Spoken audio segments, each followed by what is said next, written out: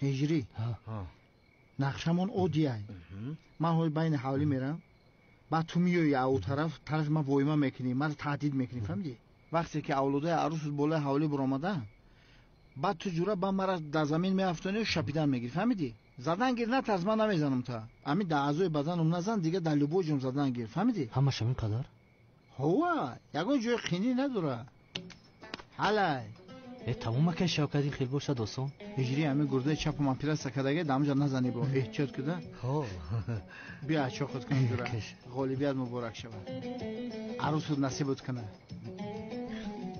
اکه شوکت بفرمو اگر همین کار شود به هیچ میروی قربانت شم مورم برای همین ثواب بگیریم گفته سمی چشمات کلام کشا نگاه که جنگاور نیایا بو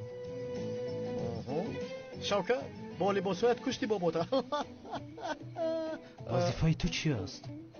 شو خیر آخر من شما رو تماشا میکنم یگان کاری خطای شود خبر میدیم همه یک جای میگریزیم تمام غالبیت تمام مبارک شود در امان خدا هممون یک جای غالب میشویم انشالله